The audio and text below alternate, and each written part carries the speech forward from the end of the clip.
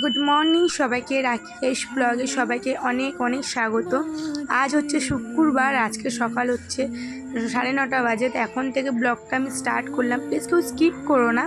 আজ হচ্ছে নীলের বাতি, নীল ষষ্ঠী, যেটা সন্তানদের জন্যে মারা পুজো করে থাকেন, প্রত্যেকটা মাই করে সন্তানের ভালোর জন্য।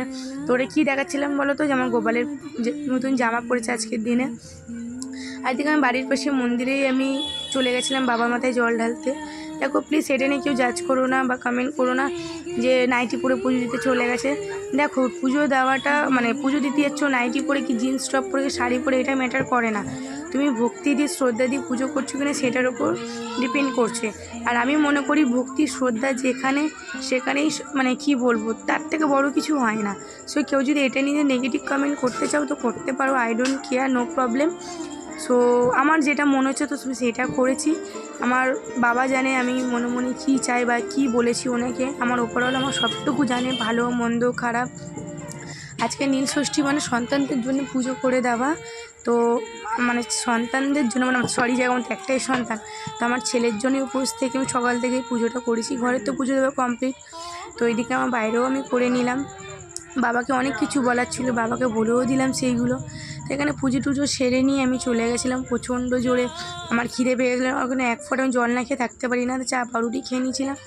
তো চা পাউরুটি খাবার পরে প্রচুর এদিকে মা রান্নাটা করছিল বলে এদিকে আমার দেখলাম যে বেড কভার প্লাস বালিশে কভার, দেন ছেলের কিছু জামা প্যান্ট, আর হচ্ছে কী বলে বিকির কিছু জামা প্যান্ট ছিল। তো ওইগুলো এক এক করে সব ভিজিয়ে নিচ্ছিলাম। আর আগের দিন মানে যেই ব্লগে তোমরা দেখলে একটা আমার ইনভিটেশন ছিল, মানে নিমন্ত্রণ ছিল, যে মানে যেটা আমি আমার ছেলে পড়ে গেছিলাম, তো ওটা আজকেরই আমি কেচে ধুয়ে মেলে দেবো। তো ওই জন্য আমি কলে চলে গেছিলাম। দেখো, আর আমি না কোনো দিন তোমাদেরকে মানে সেইভাবে দেখাই না, তো আজকে মনে হলো যে দেখাই, তোমার সাথে শেয়ার করি, তো ওই জন্য শেয়ার করলাম।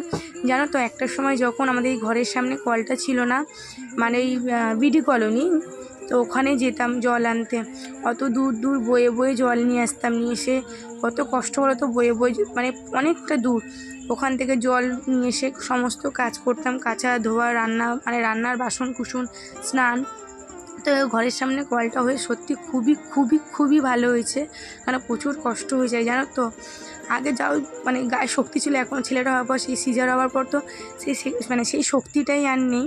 মানে মানে ঘরের সামনে যদিও কলটা, এখান থেকে এইটুকুনি টেনে আনতে গেলে মনে হয় যেন আমার হার্টবিট খুলে হাতে চলে আসলো। যাই হোক, এরকম জানি না কার এরকম হয়, বাট আমার এরকম হয়। তো এগুলো কেচে ধুয়ে মেলে দিয়েছিলাম। এদিকে মায়ের রান্না কমপ্লিট হয়ে গেছিলো, দেখলাম যে অনেক বাসন কুসন পড়ে আছে, তো চট করে এক এক করে সব মেজে নিলাম। মাজার পর চলবো ধুতে চলে যাই।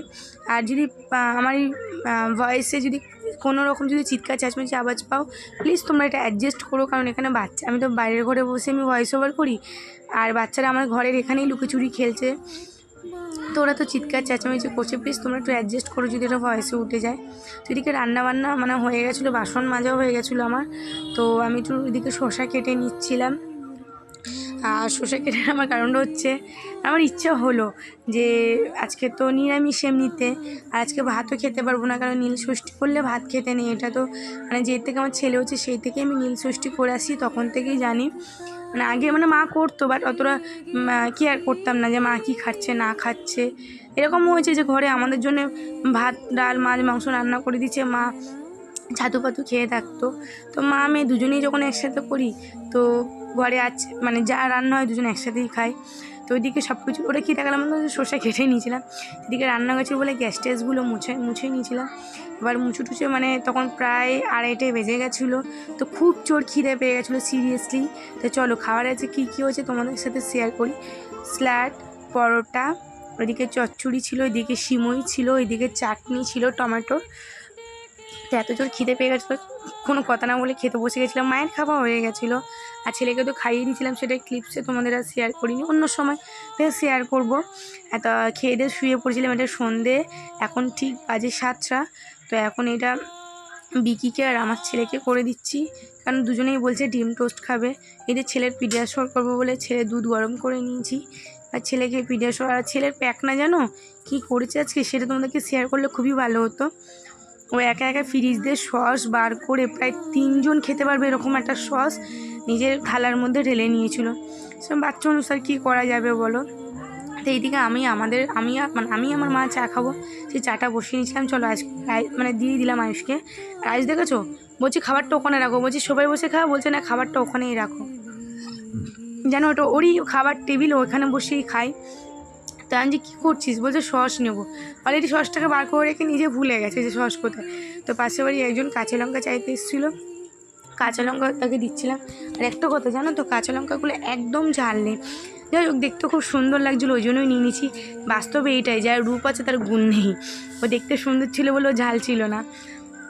তো এদিকে আমার চা হয়ে গেছিলো। তো চলো মাকে চাটা দিয়ে, চাটা আমি খাবো না, মাকেই দেবো চাটা, আমি পরে চা খাবো। তো চাটা মাকে দিয়ে এদিকে সব বোতল খালি ছিল, তো এক এক করে বোতল ভরে নিচ্ছিলাম। দেখতে পাচ্ছ আমাদের ওই বারান্দা ঘরের ওই পাশের গেটটা অন্ধকার, তখন প্রায় 8টা বেজে গেছিলো। মানে এত ঘুমিয়েছি, 2 দিন ধরে ঠিকঠাক রাতে ঘুম হয়নি, তো একটু প্রবলেম ছিল আমার এমনি। মানে কি বলবো তোমাদেরকে, মানে কি প্রবলেম সেটা অন্য সময় অন্য কোনো ব্লগে তোমাদের সাথে শেয়ার করব। তো ওইদিকে আমি বোতল ভরে মুখ হাত পা ধুয়ে ফ্রেশ হয়ে চলে এসেছিলাম। এসে আমি আমার চা ঢেলে নিয়ে একটা পরোটা আর চা খেতে বসে গেছিলাম। পাশে একজন বলছে কি ওটা পাশের বাড়ি থাকে দিদি, তো বলছে কী করছিস তুই এটা, আর যেটা ব্লগ ভিডিও, তো ও তো বোঝে না এসব। তো ওইদিকে আমি খেয়ে ছেলেকে তো খাওয়ানো হয়ে গেল, দেখলে ছেলে ও একাই খেয়ে নিয়েছে। তো ওকে আমি লেখা দিয়েছিলাম যে বাবা হোমওয়ার্কটা করো, তো ওকে আমি 1 2 লিখতে দিয়েছিলাম। তো 1 2 ও লিখছিল। তো আমিও আজকে ব্লগটা বেশি বড় রাখিনি, আমি শর্টই রেখেছি, কারণ বড় রাখলে তোমাদেরও দেখতে ভালো লাগে না। তাহলে আজকে ব্লগটা আমি এতটুকুই রাখছি, পরে নেক্সট ব্লগে সবার সাথে দেখা হবে। ভালো লাগলে প্লিজ একটা লাইক, কমেন্ট, শেয়ার, সাবস্ক্রাইব করে দিও। আর কেউ ফেসবুকে দেখে থাকলে প্লিজ আমার পেজটাকে ফলো করে দিও। পরে নেক্সট ব্লগে সবার সাথে দেখা হবে। তখন সময় ভালো থাকবে, সুস্থ থাকবে, সাবধানে থাকবে, কেমন? Tata, good night.